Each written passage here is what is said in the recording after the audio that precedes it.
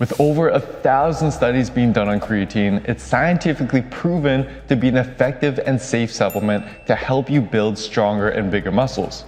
But science also reveals that there's a specific way to use it to maximize its benefits and save you money while you're at it. Today, I'll show you how to do just that in 4 easy steps. Before we dive into step 1, let's first briefly discuss what creatine is and how it can help you build more muscle and strength. So creatine is a substance that we naturally produce and use up as an energy source to power our muscles through the first 10 seconds or so of high intensity activities such as sprints or tough set of bench press. When we supplement with creatine, we can increase our natural creatine levels by about 30%. This increase, if maintained through consistent supplementation, has been shown to provide a significant boost in power and strength during our workouts, which over time has been shown to translate to significantly greater muscle growth. It's effective and it works, but it's also very easy to waste a bunch of money on it without fully reaping its benefits. The first step to avoiding that is to make sure that you pick the right type of creatine. Walk into a supplement store and you'll be recommended all sorts of fancy forms of creatine that are supposed to boost absorption or provide some kind of enhanced effect. But what does research say? Well, ever since my last creatine video I posted a couple years back, there's been some new contenders in the market. Luckily, a 2021 systematic review was recently published that analyzed 8 different forms of creatine to determine which was most effective. As you can see in the following table, the researchers also broke down the cost per serving for the different forms of creatine, with creatine monohydrate being the cheapest, with buffered creatine costing almost 8 times as much. Of the 8, which came out on top? Well, it turns out they all work just as effectively at boosting muscle creatine levels, which makes sense. Plain old creatine monohydrate has no problems with absorption, nor does it cause any notable effects that a more costly alternative would be solving. These alternatives still exist in the market, however, because companies try to one-up their competitors by claiming to have a proprietary formula that makes it seem like they're more effective than others who just sell a single ingredient, cheaper form of creatine. Because of this, they can charge more of a premium for their product. But their fancy forms have not beaten out plain old creatine monohydrate regardless of what their marketing tries to convince you. So, given that you could save over $1 every single day from sticking to plain old creatine monohydrate, save your money and stick to that. You can easily tell if you're picking the right choice if you look at the nutritional label and the only ingredient shown is creatine monohydrate.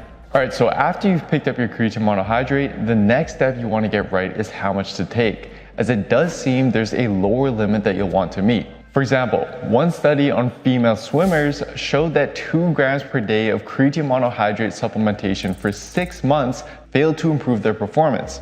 Similarly, another study showed that 1 gram per day of supplementation for a full year failed to improve muscle function or lean mass, meaning that 1 to 2 grams per day is likely too low of a dose.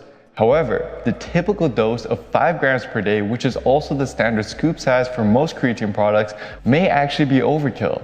Illustrating this is a 2018 paper that compared the effects of supplementing with either 3 grams or 5 grams of creatine monohydrate per day. When compared to the placebo, both groups experienced significant increases in strength. And based on the results, the researchers suggest that 3 grams per day is a sufficient dose for most lifters. And if you crunch the numbers, it makes sense, given that studies have shown a significant improvement in performance from dosages of around 0.03 grams per kilogram per day. So for a 170-pound individual, that amounts to just 2.3 grams of creatine per day, which is less than half of the often recommended 5-gram scoop size, and would mean that your tub of 30 servings of creatine would last you 2 months instead of just 1. So, what I'd recommend is stick to 3 grams per day, a little less than the typical scoop size, as that's going to be more than enough for the vast majority of people. If you are on the much heavier side, then you may benefit from just a slightly higher dose based on your body weight. Now, with that being said, when you first start taking creatine, you may actually want to consider bumping up the dose far above this. This is where step 3 comes into play. So after you start taking creatine, it takes time for your creatine levels in your muscles to gradually increase and fully saturate. It doesn't happen overnight, and in fact, often takes a couple weeks to significantly increase. Depending on how fast you'd like to experience the effects of creatine though, there's 2 protocols you can use. The loading protocol is a method that helps you saturate your muscles with creatine as fast as possible so that you can start reaping the benefits right away. This involves taking 5 grams of creatine 4 times per day to get a total of 20 grams per day.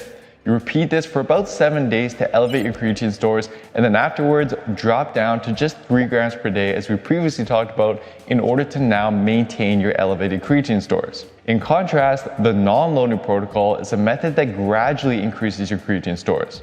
In this case, you simply stick to 3 grams per day from the start. But rather than taking just a week to elevate your creatine stores, this protocol will typically take about 3 to 4 weeks before you start experiencing the benefits of supplementation.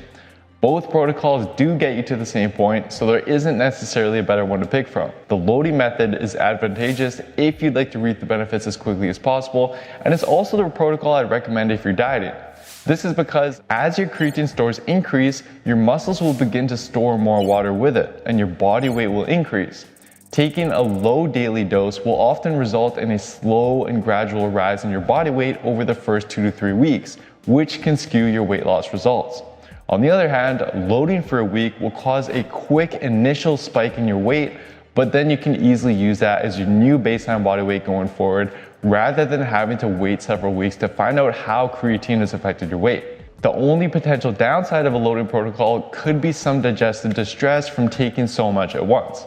But this seems to be mitigated if you space out your 20 grams per day into multiple doses like we discussed. So pick your poison and follow whichever protocol that you'll be most consistent with. But as you do so, it's important to understand when to take it and what to avoid taking it with to maximize its benefit. This is where step 4 comes in. When I first started taking creatine, I was under the impression that it was best taken right before my workout to help power my muscles. And I also heard that I should chug it with grape juice to get an added benefit. I vividly remember being in my car, creatine tub and grape juice in hand, following the protocol, and then proceeding to have, I kid you not, one of the best workouts of my life. Since then, I've learned the placebo effect is a hell of a drug. But I've also learned the truth about when and what to take creatine with. Although there isn't too much research that dives into the specifics of timing, remember, creatine doesn't have an immediate effect. This means that taking a pre-workout doesn't provide any unique benefit, and it makes no sense why many supplement companies still include creatine as part of their pre-workout formula. In fact, one study found a 1.7% difference in lean mass increases when taking it after your workout in comparison to before your workout. But this difference wasn't significant by research standards. As for what to take it with, there is some evidence that taking creatine with carbohydrates and protein increases saturation levels more than just taking creatine on its own. But this only really makes a difference during the initial saturation phase and is of lesser relevance during the maintenance phase. So, while taking it with a post-workout meal may have a very small benefit, what's most important is that you're taking it every day at a time that you can be consistent with. But with that being said, there is a small possibility that caffeine consumption may actually hinder the benefits of creatine. This is illustrated by a recent 2021 paper and an excellent analysis of it by Dr. Eric Trexler. Within it, he took the past 5 studies done on creatine and caffeine and found that in 4 of those 5 studies, creatine alone worked to produce the desired outcome, such as a boost in torque, strength, and hypertrophy.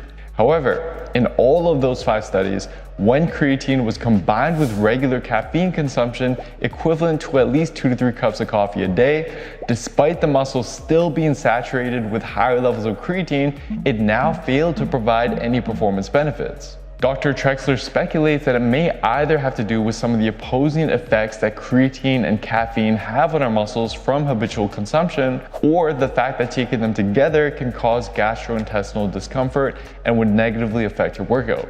But the research is still far from conclusive. For now, here are the best recommendations. If you're extremely concerned about the potential interference between caffeine and creatine, ditch regular caffeine consumption since creatine tends to provide greater benefits over time. Instead, save your caffeine consumption just for times or workouts when you need it the most. But for many, that can be a tough ask, in which case a more suitable alternative is to simply avoid taking creatine and caffeine together at the same time. So, I know we covered quite a bit, but here are the main key points to get the most bang for your buck. Using creatine monohydrate, follow either the loading protocol or non-loading protocol to saturate your muscles and then take about 3 grams of it whenever you wish every single day to maintain it. And then after a few weeks, there are a few signs that you want to look for to see if it's working for you, as it's not going to work for everyone. This is something I'm actually going to cover in a follow-up video that I'll link at the end of this one when it's up. That being said, guys, creatine, just like any other supplement, it's not magic. It doesn't do the work for you. But when paired with the right training and nutrition plan, it can help you give you a bit of an edge. And if you're looking for a simple yet effective science-based program you can trust that shows you exactly how to train and how to eat to transform your specific body as efficiently as possible, then simply head on over to builtwithscience.com and take our analysis quiz to find the best program for you and your body. Thanks for watching. I highly recommend you give these 2 videos a watch next, and don't forget to hit that subscribe button for more. I'll see you next time.